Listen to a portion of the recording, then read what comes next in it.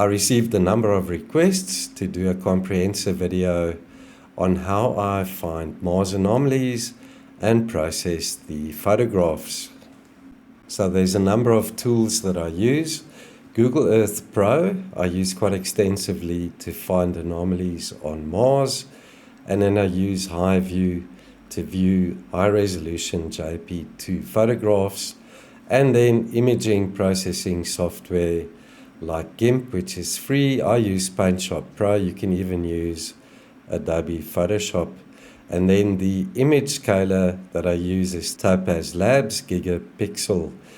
That is a subscription-based software, so it does cost a bit of money. I'll show you how to use all these tools in this comprehensive guide. So we want Goggle Earth Pro on desktop, and you download it there. So I've already installed it, and all these markers and pins, as well as these outlines, I added over the years of doing this research. I'll show you how to add a pin in Goggle Earth Mars as well, and how to customize the thumbnails. So let's switch over to Mars. And again, all the pins and these outlines were added by myself. So when you start this up, there won't be any of these pins or outlines on the planet as you see it there. So let's go to a site. I'll pick a site, and then I'll show you how I find anomalies. Download the JP2, look for the anomaly, and then upscale it. So let's go to this one, for example. So you're looking for anomalies on Mars, be sure to switch on the high-res overlay. Then it shows you all the high-resolution photographs taken by the Mars Reconnaissance Orbiter high-res camera. So they have switched that on and off. Check. So when you find a spot on Mars and you think there's anomalies in the photograph, click on it, right-click, copy link. You open up Chrome, paste the link there, and it will take you to that NASA page where you can download the photograph. So let's choose this one. So I reckon there's anomalies there. Ignore the pins. Let's say this is the first time I've come across this photograph. Click on it. Also, you'll see the preview thumbnails. If they include little objects like this, then that's an ideal candidate to download, because then you know you're going to be looking at rather large objects. If they show up in the thumbnail, you know you're going to find them easily in the high resolution page. So let's click there, copy link, and then in Chrome you paste it, enter, and it takes you to that photograph. This one that you see there. Here it is on the NASA site called Rocky Terrain. If you look at the low-res black and white, I've clicked on that photograph. This is that same high-resolution photograph, just in a lower resolution. So check out all these white specks that litter this area. Ideal candidate to search for anomalies. So I always go and download the JP2 black and white map projected file. That's the largest, highest resolution photograph of that site. So click on it, go over to a temporary directory. Created one comprehensive guide, how I find anomalies on Mars and process the photograph. So let's save it there. and this will take some time. These files are massive. So there we can check the progress. So depending on your broadband speed, this could take quite a while, or it could be quite fast. I get an average of about 2.8 to 3 megabits per second. Sometimes this site is really slow, so patience is a virtue there, folks. And through the magic of editing, we've reached the end of the download. Right, let's go to that temporary directory where we saved the JP2. There it is. Now you need a special image viewer to open this file. JP2 stands for JPEG 2000. They use it for really huge photographs. As you can see, this one's 591 megabytes in size. So NASA's got a tool that you can use for that, and it's on the HiRise website. You go down to the bottom, click on HiView. This is where you can download the JP2 viewer. It's free. Just a brief description of it, and you click download, and you can ignore the registration process. Just click on skip registration and proceed to download, and then you can download the version that best suits your operating system. And as I've downloaded it already, it will recognize the extension .jp2, so just double click on it. You'll see there's also a HiView icon in front of that file name. So there it is. There's the high resolution photograph. This is zoomed out. So the next step is to right click and to say actual size.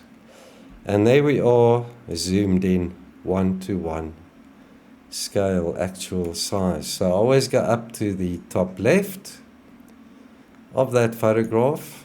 Just make sure we're at actual size.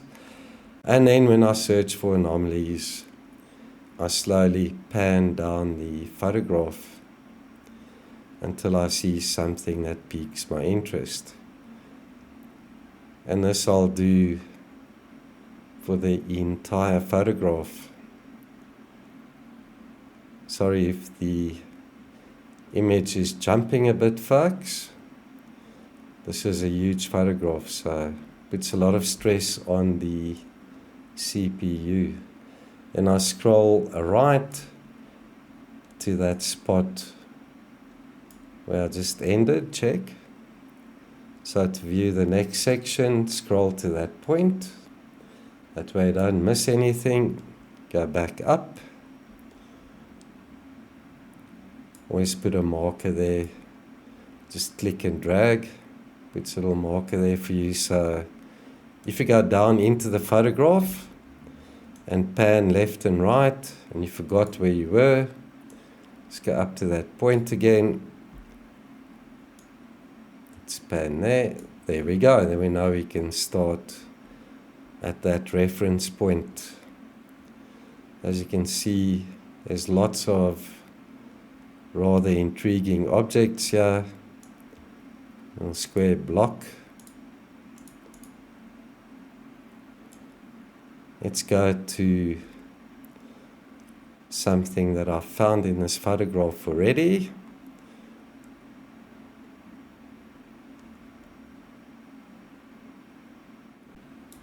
Alright, so for those of you that follow my work in research, I'm sure you've seen this object we'll be looking at.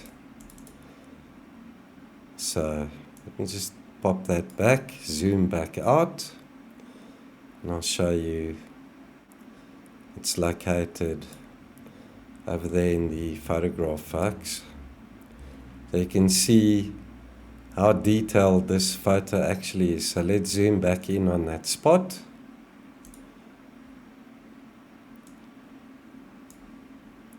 And this is a handy tool that HiView has as well. Just make sure you're at the right size, actual size.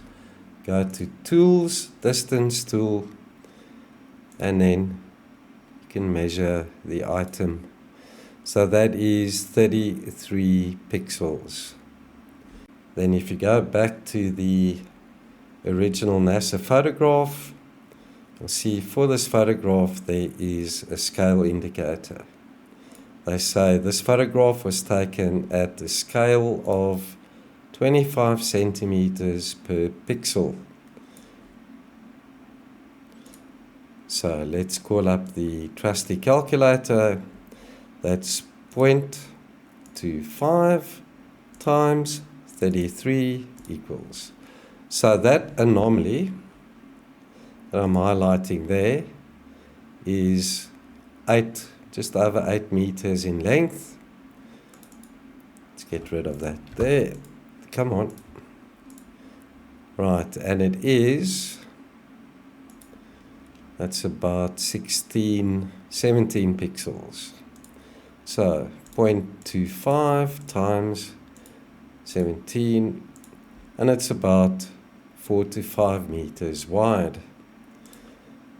So now you want to switch this off. Now you want to upscale this image. So what you do, always just make sure I'm at the actual size. Yes.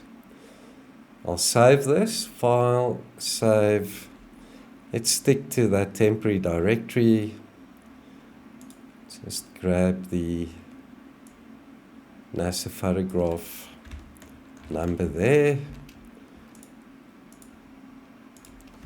And we call it _1 for the first image, because I'm sure if you go through this photograph you're going to find many more. And just step that number there. So let's save it. And there it is. Right, now for the interesting part. Up to a year or two ago I was still using PhotoZoom Pro 7 to upscale images. Now I use Gigapixel from Topaz Labs. This is version 8. And unfortunately, yes, this is very, very expensive software. But many of you requested that I show you how I use this specific piece of software to upscale and enhance photographs. So let's say browse. We go to that temporary directory where we saved that image. There it is. And here it is opened in Gigapixel. There it is, folks. And what I normally do is I just crop this slightly. You can see the anomaly right there in the center. Apply. And there it is. Now you can select how many times do you want to upscale this. So let's go to 4 times original size. It's normally what I use. And then you've got a couple of models that you can use to upscale this. So let me take you through these. The default, if you click on that lightning indicator there, it defaults to standard V2. And there it has enhanced it. As you can see, it doesn't quite look right. Look how strange and stringy the surface looks, and it changes the color. It also gives this a sort of a waxy look. Let's go to the settings for that, standard V2. If you click the little lightning bolt, it defaults to the software settings for this photograph. And here you can play with various settings. So what I like about this upscaler is that although it uses artificial intelligence, it gives you full control over the parameters. You see, now I've applied too much artificial intelligence. Check it out, it looks totally wrong. Go back to the default, but still it doesn't look right. I'm sure you agree. So let's try high fidelity version 2. Yeah. And the default for that setting, it's still very fuzzy and blurry. You can also change the settings. Look at that. It's a lot better, but there's a setting that's even best. I'll show you that in a moment. Let's go to low res V2 and the default settings. Check that out, folks. You can still make out the shape, geometry, everything, the highlight, shadows, but it's still not as good as we can get it. So there I've upped the parameters, I've sharpened it, denoised it, and fixed the compression. But still, it looks a bit weird. So let's go back and try text and shapes. Default.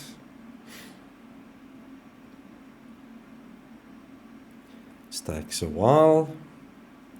They're very, very blurry. And then you can up these and adjust them just as you want. It's busy upscaling. Check. Let's go back to the next one, Art and CG. Default. And there it is. Still, this looks very unnatural. Let's go for recover. I use this one extensively. There's the old version. Let's go to medium preview. This takes a while, folks. What it does here is it analyzes the crop, that part highlighted by the square, and applies extensive AI and settings automatically. It should be almost done. There we go. Look at this, how clear, crisp and sharp this image is. And then obviously you can play around with these settings. More AI or less detail over there. Check. Up to 100% detail. So that's a bit overcooked. Go back to default. Right, let's use the new generation or version 2 of this recover. And medium, let's select that object again.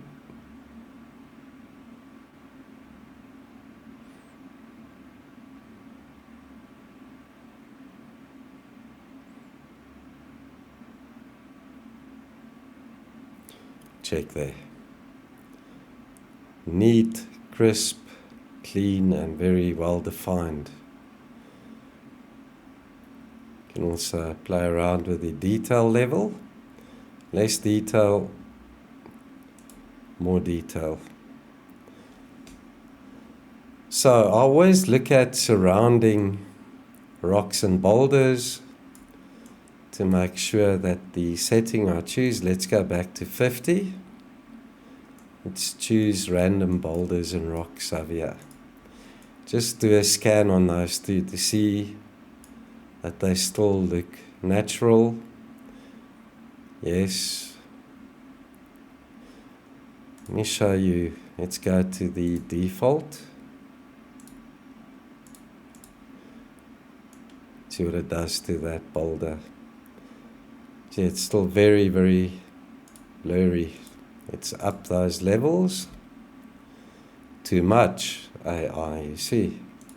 Let's go down to the minimum settings. very blurry.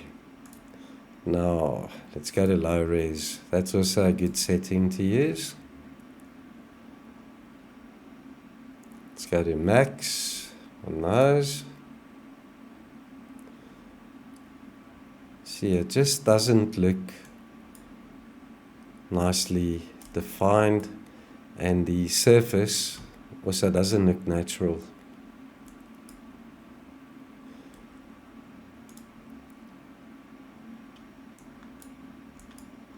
Let's go to that rock there. Go back to recover V2 to the new generation medium. Let's check that out.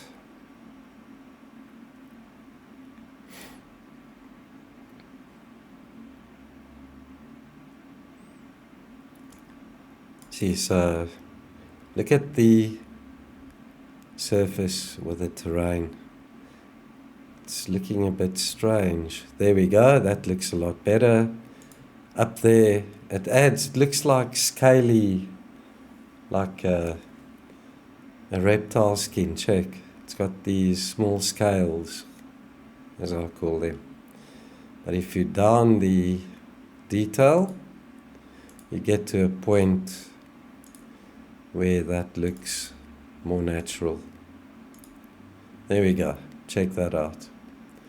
And the boulder looks natural too. So let's go back to this. Let's clear that. Let's enhance this and upscale it again.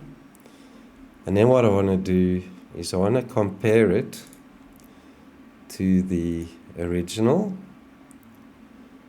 Right, now how do I open this? Let's do that. Right, now let's use image viewer in Windows. Hang on, what am I doing here? Go up, let's crop this a bit. There we go. Right, where's that object? There it is. Right, so image viewer or photo viewer in Windows doesn't have any image sharpening in it. So to make sure this is a realistic upscale, compare it to the original at that size that you've made it there in Gigapixel. Check out the smaller rectangular part. Its geometry and shape is the same as there, and then the larger block underneath, yes, it's got that curvature to it. It's got that lighter area on top in the shape of an arc. Right, there it is. It's got this darker material in that area there, which it does there too. The shape of this part that ramps up, yes, it's the same. So yeah, folks, get the shadows, yes, the geometry, size and shape of those correspond to the original. And then if you look at the surface terrain around this object, you'll see the same fractures in the surface as they are on the original. So all this software is doing is it's upscaling the image, and what they do is they blur it by a certain amount, and then they apply an algorithm to see what they need to change to get it to look like the original again. And then if they get that sorted, they apply those parameters to the image and then they upscale it. So they always use the original as you see it there, then they blur it by a percentage, see what they need to change to make it look like the original, and those same settings they use again and apply it, and then it looks clean and crisp like this.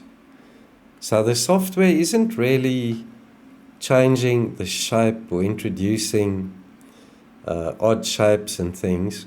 It's just upscaling it and making it a little sharper. It's defining the edges a little sharper for you. So yeah, I hope this explains it, and that you guys feel comfortable with the way that I do this. I just want to choose something else. Let's say this block over here to the left, right? See if I can make the software introduce things that aren't quite there. So let's go to standard V2. If you use that, I know this alters the objects quite a bit. So if we pump that up, the sharpen, look at that.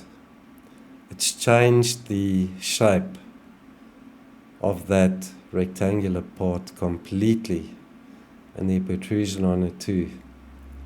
But if you scale back, you can see it again. It's very similar to the original. But then when you use the recover setting, the second generation, just do that.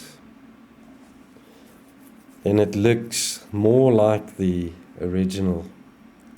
See what I mean? So let's go back to it again.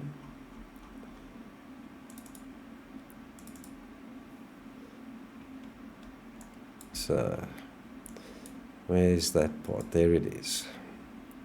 Let's close that. Move this across. Now if you compare those two, you can see the jagged edge. It's the same. The width of the brighter part is the same there as well. This thing's got like a triangular peak to it, same as over there.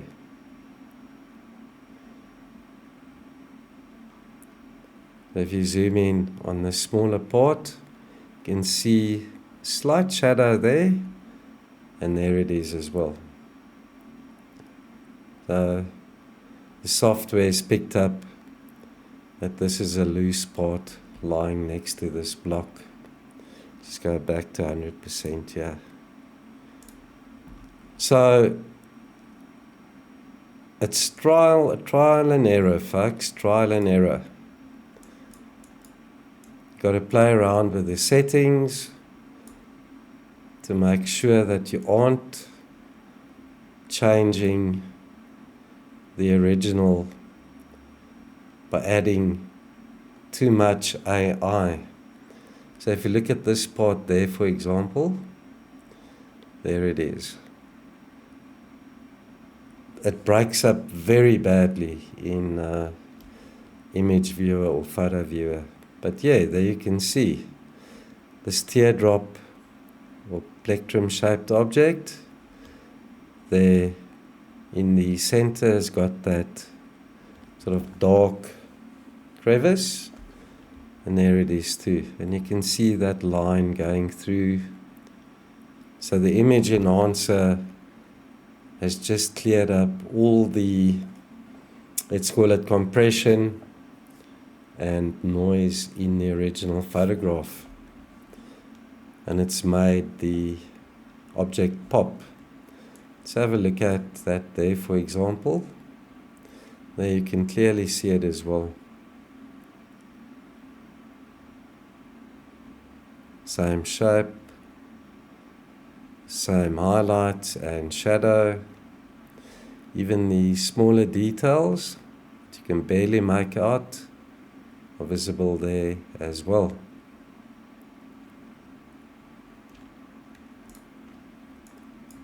Right, so let's upscale this again. And then I'll show you how I add a thumbnail to Google Earth Mars for this object. So when you go to that pin location, you can see this anomaly pop up. So let's take a screenshot of that. And then in this case, I'm going to use PaintShop Pro. You can use GIMP, which is free, or you can use Photoshop, whichever image software you like. I like to create my thumbnails at, let's just go past the mic, 730 by 450 pixels. That's how big I make my thumbnails. And that's the size of the thumbnails I use in Google Earth Mars, as well as in my PowerPoint presentations that I'm sure you are familiar with. So there's that. Let's copy it and then paste it into the thumbnail. No, wrong one. There we go. There it is. And this is typically how you guys and girls will see it in my presentations. Right, so let's save this in that temporary directory we've been using, just as a good reference point. Save it as a PNG. There's the original. So this one I'm going to call -small. Or you can call it thumbnail. So at least now, when you look at the thumbnail, you know which photograph it applies to. So 1 with 1. Anyway, there we go. So if we look in that temporary directory, we'll see 1, which is the crop from the JP2 showing the actual size of that object. And this 2 you would have seen in my presentation for this anomaly. And there's the thumbnail. Right, so let's add this to Google Earth Mars. So there we are, still at that site where we downloaded that photograph. So you click on the place mark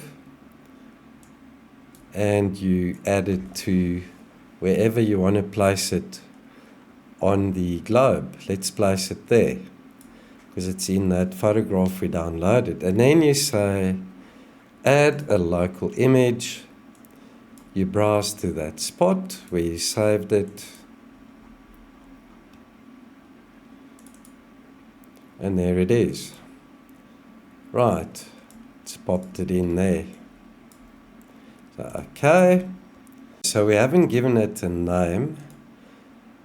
Let's right click on that pin, properties. What do we want to call it? Let's say test site 1. You can call it whatever you like. I normally use a name that I find close by. Let's say there's Von Carmen, okay? So I would call that site Anomalies spotted north of Von Carmen. Or you can choose Gaia Rupes. You could say Anomalies spotted east of Gaia Rupes. So let's just call it test site 1, Von Carmen. There we go. Okay, now what you do is you right click on it and say save place as. Choose a directory where you want to store all your pin locations. I store mine in websites, a Raptor Zone Mars downloads.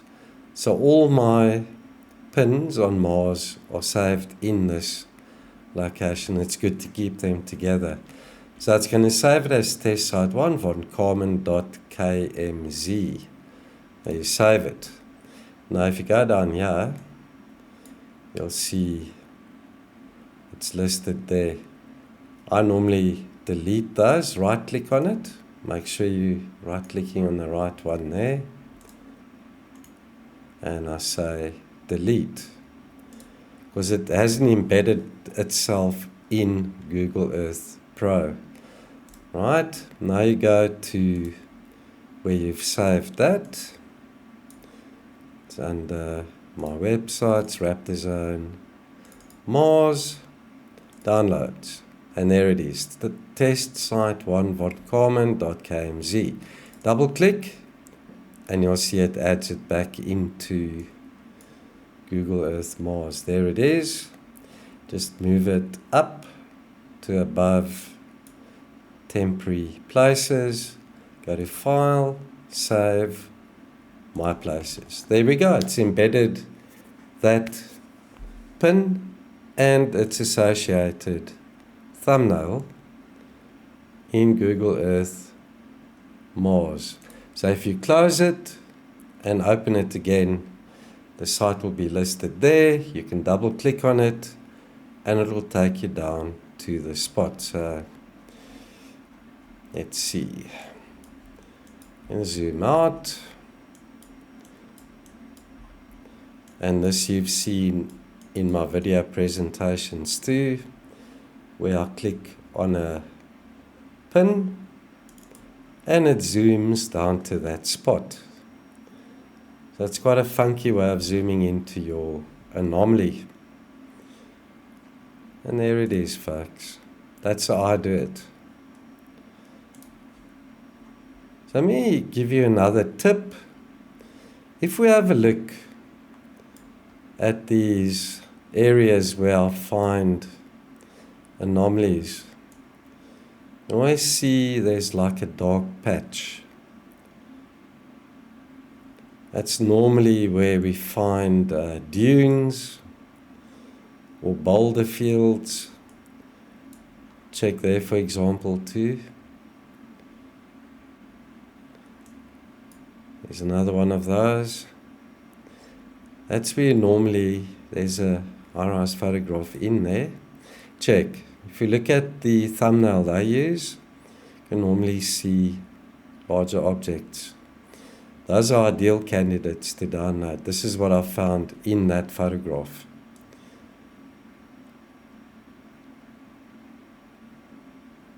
See, amazing stuff.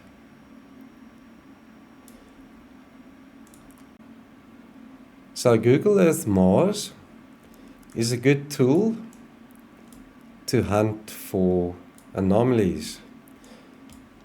I find most of my stuff in the southern mid-latitudes, check there.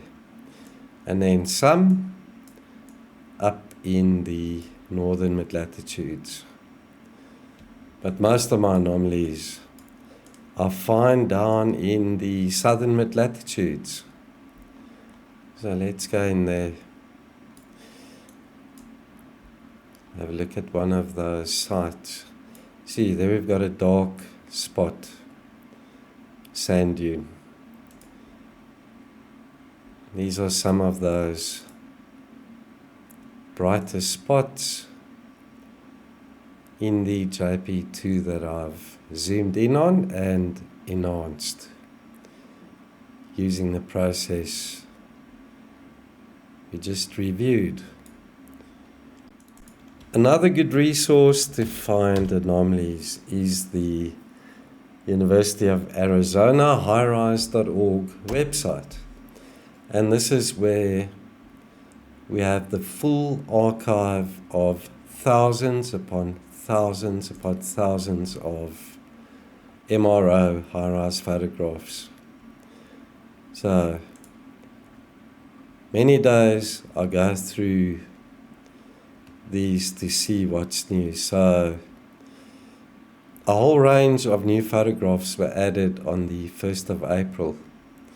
And I use these thumbnails as well to give me an indication as to what the terrain looks like in that photograph. So you can download any of these and check them out. But I normally look for photographs where I see a lot of boulders and white specks that litter the site. Almost like that but there are just not any larger ones there. So that's not a good candidate. Yeah, perhaps. Let's go there. Let's look at the low-res black and white. Possibly. There's a couple of large items here that might be anomalous. So you can go back, download the JP2 black and white map projected file. You can download any of the others. Nice high res of 25.5 centimeters per pixel. And then there's the Rovers. You can go to the Curiosity Rovers website. Go to Multimedia, Raw Images, and this is where I spend most of my days too, rummaging about through the Curiosity archive.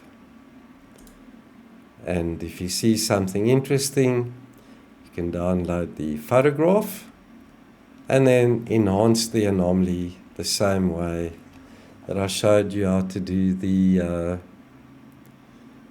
JP2. So let's find something. See if I can find that sphere that I featured recently. A whole lot of new photographs have been added since then.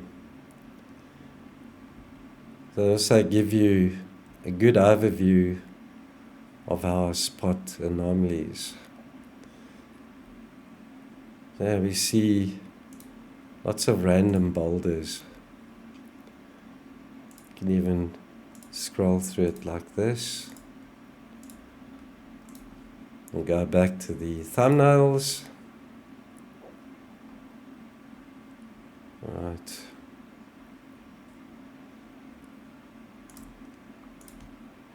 See, here we've got a very small photograph. Pardon.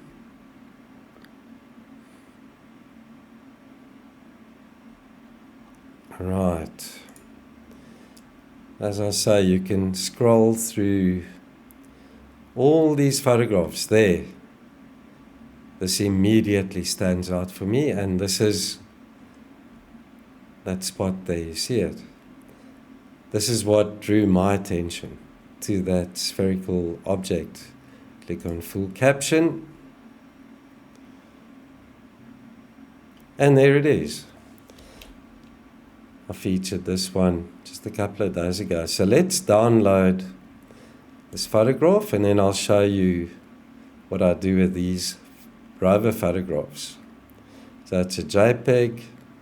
Save it in that same temporary folder for convenience. Then I use Paint Shop Pro. You can use any other image software. Let's go to that site, or directory sorry. There it is, and the photograph is there. Now if you look at it, this is downloaded from the NASA site, but it's got this strange grid on it. So if you enhance this photograph, it's going to enhance this grid too, which you don't want. So to get rid of it, increase the color depth from 256 colors to 16 million colors. And I use a Gaussian filter. You can use the Gaussian blur or filter of your software that you use as well. And I use a 1 pixel width Gaussian blur filter. Without, with. See, so it removes that nicely. And then the brightness and contrast don't look right. Darken this image. It's a bit too dark. Just so that it looks more like natural lighting. See what I mean? This is too bright and washed out. There's the brightness and contrast adjusted. We'll make that a bit less. Right, let's save this. I'm going to save this as the same file name but .png. So now this is the photograph where I've removed the grid. So once again in Gigapixel, let's go to that PNG, it's this one, and there's that object. Let's use standard and its default parameters. Check, it just doesn't look right. Look at the surface, and a blurry spot here. It's also changed the color.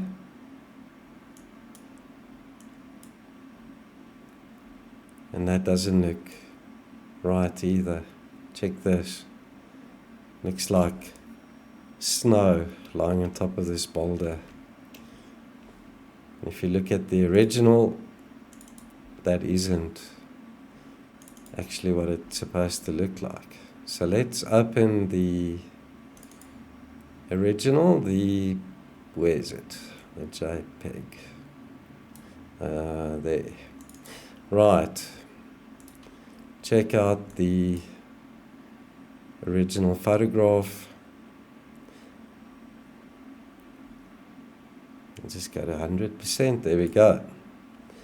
Now you've got a good base to work from. Hang on, 100% there. Right. Let's go to... Okay, let's stick with that and then up these levels. So now the AI is working overtime. Check out what it's doing to the surface. Looks like iron filings. And the natural rocks and boulders around here don't look right either.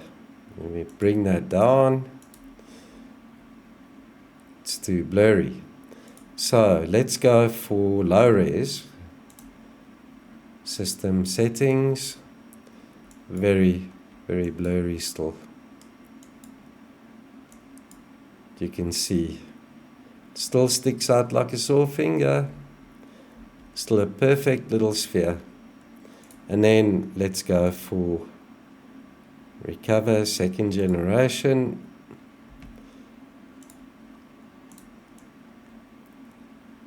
I'll show you what it does.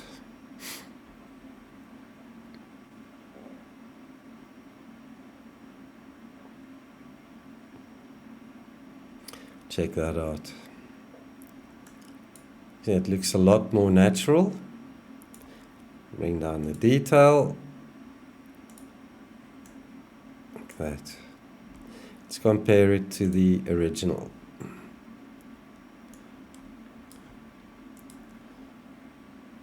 This is in image or photo viewer in Windows. Where is it now? Come on. There we go.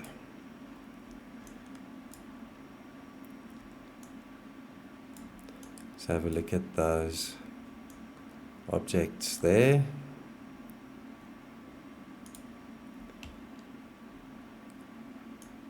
Here, those two. Size and shape. Same. The bright spots and highlights and the shadows. Same geometry and shape and size. Those two protrusions visible right there as well. Get the surface detail. There's a highlight. Zoom out and see it's a separate object right there. And the enhanced, upscaled version shows the same.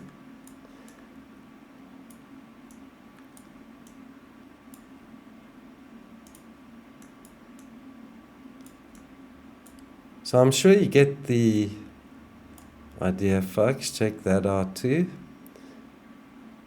Got a darker spot there, got the darker spot there, got a dark spot running through there, a dark spot at the top right is there. So the highlights and lowlights and shadows of this object, although it's blurry, is still present there. What else can we choose? Let's go for, where is it now? I saw something interesting.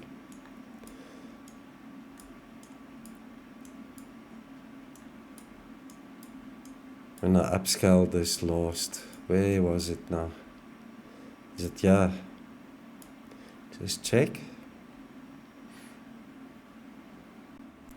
See, there they are. Got that donut shape.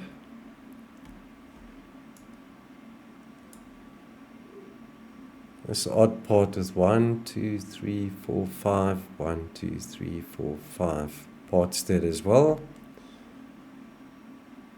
Little object with the part missing on the inside. Same there. And this object, you can see the brighter part to the left is separate to the larger part, which is visible there too. And the shape and size, same.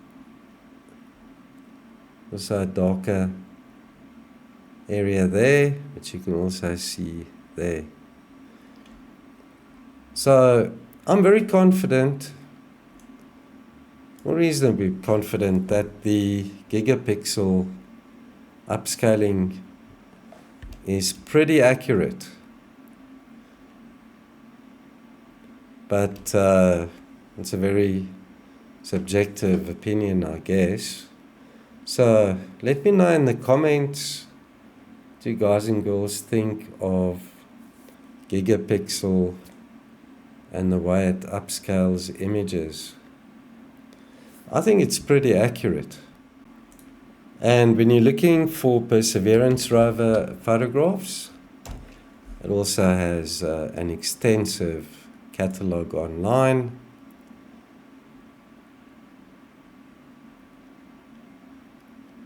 Nice filters you can use, go to specific sols and dates. So these are all photographs uploaded today. These red or orange little triangles. You can look through these to see if there's something that piques your interest, and then you can go and save the image and then take a closer look at it in Gigapixel. And we've reached the end of this comprehensive guide. How I find anomalies on Mars and process the photographs. This is the latest methodology, tools and apps that I use. Let me know in the comments below if you found this intriguing, interesting and useful, and also if you have any questions regarding anything I showed you in this presentation. As always, thank you for watching. Take care, everybody.